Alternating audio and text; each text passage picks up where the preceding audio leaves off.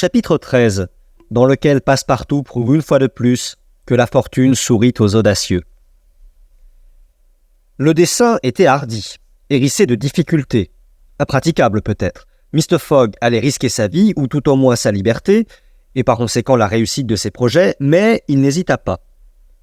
Il trouva d'ailleurs dans Sir Francis Cromarty un auxiliaire décidé. Quant à Passepartout, il était prêt, on pouvait disposer de lui. L'idée de son maître l'exaltait. Il sentait un cœur, une âme sous cette enveloppe de glace.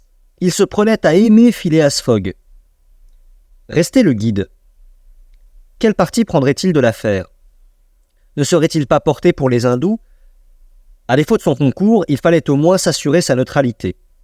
Sir Francis Cromarty lui posa franchement la question. « Mon officier, répondit le guide, je suis Parsi, et cette femme est Parsi. Disposez de moi. »« Bien, guide, répondit Mr. Fogg. »« Toutefois, sachez-le bien, reprit le Parsi, non seulement nous risquons notre vie, mais des supplices horribles si nous sommes pris. Ainsi, voyez. »« C'est vu, répondit Mr. Fogg. Je pense que nous devrons attendre la nuit pour agir. »« Je le pense aussi, répondit le guide. Ce brave hindou donna alors quelques détails sur la victime. C'était une indienne d'une beauté célèbre, de race parsi, fille de riches négociants de Bombay. Elle avait reçu dans cette ville une éducation absolument anglaise, et à ses manières, à son instruction, on l'eût crue européenne. Elle se nommait Aouda. Orpheline, elle fut mariée malgré elle à ce vieux Raja du Bundelkund. 3 mois après, elle devint veuve, sachant le sort qui l'attendait, elle s'échappa, fut reprise aussitôt, et les parents du Raja, qui avaient intérêt à sa mort, la vouèrent à ce supplice auquel il ne semblait pas qu'elle pût échapper. Ce récit ne pouvait qu'enraciner Mr. Fogg et ses compagnons dans leur généreuse résolution. Il fut décidé que le guide dirigerait l'éléphant vers la pagode de Pillaji, dont il se rapprocherait autant que possible. Une demi-heure après, halte fut faite sous un taillis à 500 pas de la pagode que l'on ne pouvait apercevoir, mais les hurlements des fanatiques se laissaient entendre distinctement. Les moyens de parvenir jusqu'à la victime furent alors décidés. Le guide connaissait cette pagode de Pillaji dans laquelle il affirmait que la jeune femme était emprisonnée. Pourrait-on y pénétrer par une des portes, quand toute la bande serait plongée dans le sommeil de l'ivresse, ou faudrait-il pratiquer un trou dans la muraille? C'est ce qui ne pourrait être décidé qu'au moment et au lieu même. Mais ce qui ne fit aucun doute, c'est que l'enlèvement devait s'opérer cette nuit même, et non quand le jour venu, la victime serait conduite au supplice. À cet instant, aucune intervention humaine n'eût pu la sauver. Mr. Fogg et ses compagnons attendirent la nuit. Dès que l'ombre se fit, vers 6 heures du soir, ils résolurent d'opérer une reconnaissance autour de la pagode. Les derniers cris des fakirs s'éteignaient alors. Suivant leur habitude, ces Indiens devaient être plongés dans l'épaisse ivresse du hang, opium liquide mélangé d'une infusion de chanvre, et il serait peut-être possible de se glisser entre eux jusqu'au temple. Le Parsi, guidant Mr. Fogg, Sir Francis Cromarty et Passepartout, s'avança sans bruit à travers la forêt. Après 10 minutes de reptation sous les ramures, ils arrivèrent au bord d'une petite rivière, et là, à la lueur de torches de fer à la pointe desquelles brûlaient des résines, ils aperçurent un monceau de bois empilé. C'était le bûcher, fait de précieux santal et déjà imprégné d'une huile parfumée. À sa partie supérieure reposait le corps embaumé du Raja, qui devait être brûlé en même temps que sa veuve. À 100 pas de ce bûcher s'élevait la pagode dont les minarets percés dans l'ombre la signent les arbres. « Venez !» dit le guide à voix basse. Et redoublant de précautions, suivi de ses compagnons, il se glissa silencieusement à travers les grandes herbes. Le silence n'était plus interrompu que par le murmure du vent dans les branches. Bientôt le guide s'arrêta à l'extrémité d'une clairière. Quelques résines éclairaient la place. Le sol était jonché de groupes de dormeurs appesantis par l'ivresse. On eût dit un champ de bataille couvert de morts. Hommes, femmes, enfants, tout était confondu. Quelques ivrognes râlaient encore, çà et là. À l'arrière-plan, entre la masse des arbres, le temple de Pillaji se dressait confusément. Mais au grand désappointement du guide, les gardes des Rajas, éclairés par des torches fuligineuses, veillaient aux portes et se promenaient le sabre nu. On pouvait supposer qu'à l'intérieur, les prêtres veillaient aussi. Le Parsi ne s'avança pas plus loin. Il avait reconnu l'impossibilité de forcer l'entrée du temple, et il ramena ses compagnons en arrière. Phileas Fogg et Sir Francis Cromarty avaient compris comme lui qu'ils ne pouvaient rien tenter de ce côté. Ils s'arrêtèrent et s'entretinrent à voix basse. « Attendons, dit le brigadier général. Il n'est que 8 heures encore et il est possible que ces gardes, succombent au sommeil. »« Cela est possible, en effet, » répondit le Parsi. Phileas Fogg et ses compagnons s'étendirent donc au pied d'un arbre et attendirent. Le temps leur parut long. Le guide les quittait parfois et allait observer la lisière du bois. Les gardes du Rajah veillaient toujours à la lueur des torches et une vague lumière filtrait à travers les fenêtres de la pagode. On attendit ainsi jusqu'à minuit. La situation ne changea pas. Même surveillance au dehors, il était évident qu'on ne pouvait compter sur l'assoupissement des gardes. L'ivresse du hang leur avait été probablement épargnée. Il fallait donc agir autrement et pénétrer par une ouverture pratiquée aux murailles de la pagode. Restait la question de savoir si les prêtres veillaient auprès de leurs victimes avec autant de soin que les soldats à la porte du temple. Après une dernière conversation, le guide se dit prêt à partir. Mr. Fogg, Sir Francis et Passepartout le suivirent. Ils firent un détour assez long afin d'atteindre la pagode par son chevet. Vers minuit et demi, ils arrivèrent au pied des murs sans avoir rencontré personne. Aucune surveillance n'avait été établie de ce côté, mais il est près de dire que fenêtres et portes manquaient absolument. La nuit était sombre. La lune, alors, dans son dernier quartier, quittait à peine l'horizon, encombré de gros nuages. La hauteur des arbres accroissait encore l'obscurité. Mais il ne suffisait pas d'avoir atteint le pied des murailles. Il fallait encore y pratiquer une ouverture. Pour cette opération, Phileas Fogg et ses compagnons n'avaient absolument que leur couteau de poche.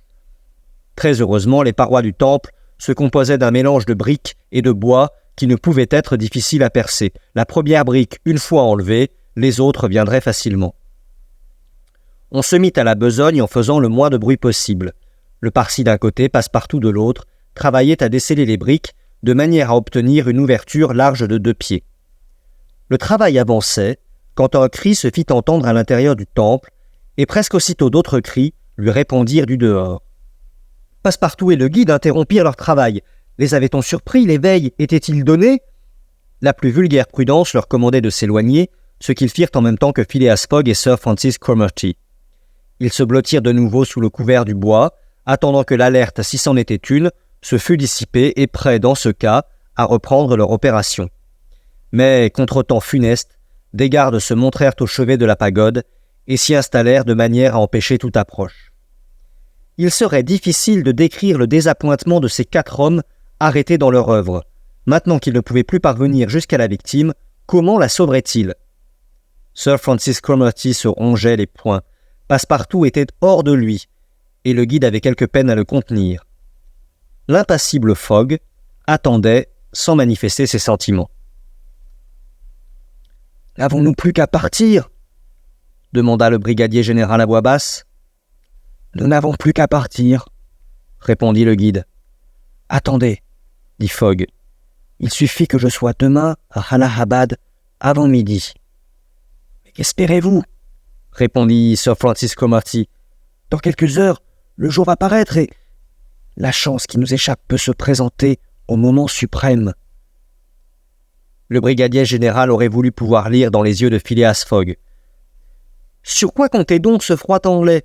Voulait-il, au moment du supplice, se précipiter vers la jeune femme et l'arracher ouvertement à ses bourreaux? C'eût été une folie. Et comment admettre que cet homme fût fou à ce point? Néanmoins, Sir Francis Cromarty consentit à attendre jusqu'au dénouement de cette terrible scène. Toutefois, le guide ne laissa pas ses compagnons à l'endroit où ils s'étaient réfugiés et il les ramena vers la partie antérieure de la clairière. Là, abrités par un bouquet d'arbres, ils pouvaient observer les groupes endormis. Cependant, Passepartout, juché sur les premières branches d'un arbre, ruminait une idée qui avait d'abord traversé son esprit comme un éclair et qui finit par s'incruster dans son cerveau. Il avait commencé par se dire « Quelle folie !» et maintenant, il répétait « Pourquoi pas après tout ? C'est une chance, peut-être la seule, et avec de tels abrutis… » En tout cas, Passepartout ne formula pas autrement sa pensée, mais il ne tarda pas à se glisser avec la souplesse d'un serpent sur les basses branches de l'arbre dont l'extrémité se courbait vers le sol. Les heures s'écoulaient, et bientôt quelques nuances moins sombres annoncèrent l'approche du jour. Cependant, l'obscurité était profonde encore. C'était le moment. Il se fit comme une résurrection dans cette foule assoupie. Les groupes s'animèrent, des coups de tam-tam retentirent, chants et cris éclatèrent de nouveau. L'heure était venue à laquelle l'infortuné allait mourir.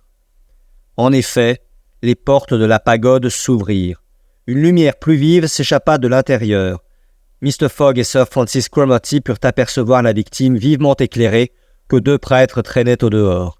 Il leur sembla même que, secouant l'engourdissement de l'ivresse par un suprême instinct de conservation, la malheureuse tentait d'échapper à ses bourreaux. Le cœur de Sir Francis Cromarty bondit, et par un mouvement convulsif, saisissant la main de Phileas Fogg, il sentit que cette main tenait un couteau ouvert. En ce moment, la foule s'ébranla. La jeune femme était retombée dans cette torpeur provoquée par les fumées du chanvre. Elle passa à travers les fakirs qui l'escortaient de leurs vociférations religieuses. Phileas Fogg et ses compagnons, se mêlant au dernier rang de la foule, la suivirent.